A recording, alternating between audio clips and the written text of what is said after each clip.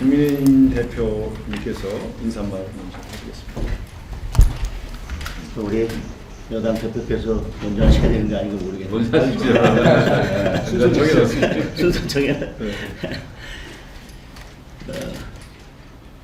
마이크가 없어서 시간 되면 저 마이크 꺼질까봐 걱정할 염려가 없어요. 그리고 저 오늘 제가 정청래 대표님하고 악수하려고 당대표 되자마자 마늘하고 쑥을 먹기 시작했는데 미처 100일이 안 됐는데 오늘 이렇게 악수에 응해주셔서 감사합니다. 우선 대통령께서 여야가 머리를 맞대고 대통령님과 함께 여러 민생 문제에 대해서 고민할 수 있는 대화와 소통의 자리를 마련해 주셔서 감사합니다.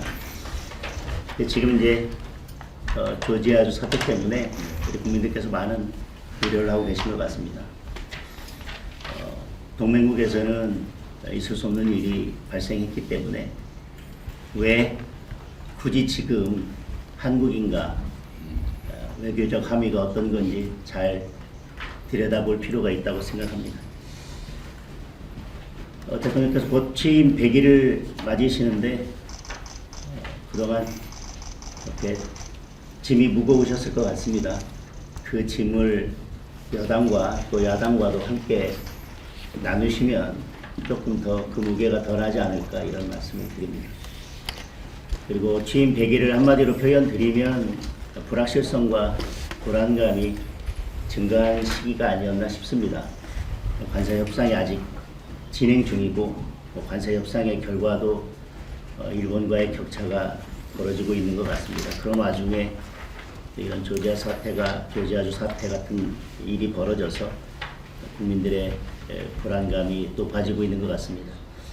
그 와중에 또 북중러의 위협 때문에 한반도의 긴장감이 고조되고 있어서 그런 점들에 대해서 대통령께서 세심하게 살펴주셨으면 하는 부탁의 말씀을 드립니다.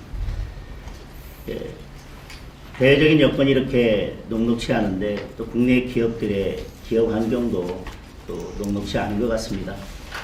상법, 노란봉투법이 통과되었고 중대재해처벌법에 대해서 강력한 적용을 말씀하시면서 지금 건설 경기가 악화되고 있고 내수 부진이 이어지고 있습니다. 그에 따라서 고용도 악화되고 있고 청년 실업도 증가하고 있고 자영업자들의 폐업도 증가하고 있는 상황입니다. 이런 악순환이 계속되고 있기 때문에 여러 여건들을 살피셔서 기업들이 숨쉬고 원활히 기업 활동할 수 있는 여건들을 만들어 주십사 하는 부탁의 말씀도 드리겠습니다. 이렇게 국내 여건이 녹록치 않고 기업들이 힘들어지면 저는 대통령께서 말씀하셨던 결국 코스피 5천도 허망한 구호가 될 수 있기 때문에 코스피 5천에 대한 국민들의 기대와 열망이 높고 결국은 경제가 바탕이 튼튼해야 주가도 받칠 수 있는 거기 때문에 두 가지가 잘 조화롭게 될 수 있도록 대통령께서 살펴주십사 하는 말씀을 드리겠습니다. 이번에 발표된 부동산 정책에 대해서도 수요자 욕구와는 거리가 먼 공급자 중심의 대책이 아닌가 하는 우려가 있습니다. 규제 중심이 아니라 민간 주도의 수요자 중심의 공급 정책이 될 수 있기를 바랍니다. 이번 부동산 정책을 이렇게 표현하는 국민들이 있더라고요. 소비자는 최신형 핸드폰을 갖고 싶은데 공중전화를 계속 늘리면 수요자의 수요와 맞지 않다. 그래서 그런 점들도 잘 살펴주십사 하는 말씀을 드립니다. 정부 조직 개편안에 대해서도 또 기대도 있지만 우려도 있습니다. 정부 조직 개편은 그 정부의 국정 철학이 고스란히 담긴 것 아니겠습니까? 그런데 정부 조직 개편이 특정 집단을 위한 조직 개편이 아니라 국민 전체를 위한 조직 개편이 되었으면 하는 바람을 말씀드리겠습니다.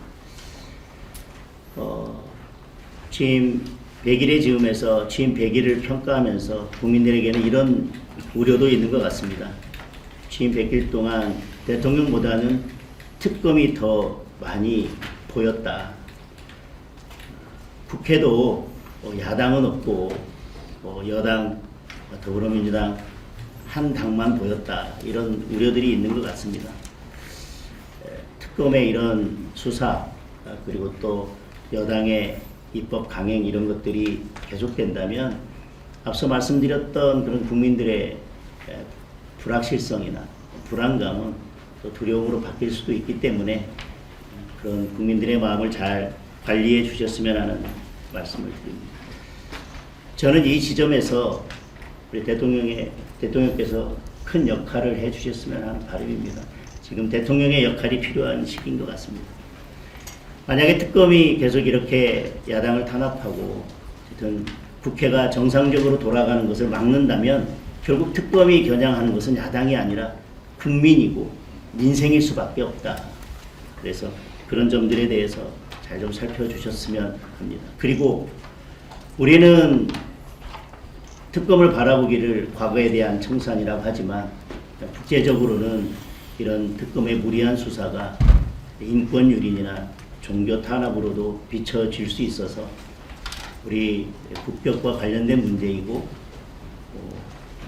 대한민국을 외국에 바라보는 국제적으로 바라보는 시각과 관련된 문제이기 때문에 이 점도 충분히 고려할 필요가 있어 보입니다. 지금 국민은 특검이 아니라 대통령을 원하고 있습니다. 저는 대통령께서 제2요구권을 행사해서라도 필요한 조치를 하셔야 된다고 생각합니다. 거부권은 야당의 입법만을 막기 위한 무기는 아니라고 생각을 합니다. 민생을 살리고 정치를 복원하고자 한다면 저는 지금 특검을 연장하겠다는 법안이나 특별재판부를 설치하겠다는 이런 법안들에 대해서는 대통령께서 과감하게 제2요구권을 행사해 주십사 하는 건의를 드립니다. 그렇지 않다면 지금 이런 여러 법안들, 특히 특검을 연장하거나 특별재판부를 설치하는 이런 법안들이 결국 대통령의 뜻과 같은 것이 아니겠나, 대통령의 뜻과 일치하는 것이 아니겠나라고 국민들께서는 오해하실 수도 있다고 생각합니다. 지금은 사법부가 권력 앞에서 스스로 누워서 자는 척을 하고 있지만 헌법 질서에 맞지 않는 이런 특별재판부 이런 것들이 강행이 된다면 저는 지금 자고 있는 사법부를 일으켜 세울 수도 있다는 우려를 합니다. 헨리 키신저가 정치적 대화는 갈등을 해결하는 열쇠라고 했습니다. 특정 진영이 아니라 국민 모두의 대통령이 되어 주십사 하는 부탁의 말씀을 드립니다. 상대를 죽여야 내가 사는 정치를 끝내는 대통령이 되어 주십사 하는 부탁의 말씀을 드립니다. 견제와 균형이 무너지면 민주주의는 사망합니다. 대통령이 지금 그런 균형추의 역할을 해주셔야 한다고 생각합니다. 대통령께서 정치를 복원하는데 중심적인 역할을 해주신다면 저희 야당도 비판할 것은 비판하되 민생을 위해서 머리를 맞대고 협조할 부분은 적극 협조해 나가도록 하겠습니다. 그래서 민생과 경제를 위해서 대통령께서 여야 대통령과 함께 모여서 머리를 맞댈 수 있는 정부와 여당과 야당이 함께 머리를 맞댈 수 있는 소통 창구를 만들어 주시고 그 소통 창구를 계속 열어 주십사 하는 부탁의 말씀을 드리겠습니다. 이렇게 여당과 야당이 대통령과 함께 소통하면서 민생을 다시 논할 수 있는 이런 자리를 만들어 주신 데 대해서 다시 한번 감사드리고 이게 끝이 아니라 출발이 돼서 이런 소통의 자리가 계속 이어지고 결국 성과로 이어지는 자리가 계속 될 수 있기를 기대한다는 말씀과 감사의 말씀을 드리겠습니다. 세게 하실 줄 알았어요.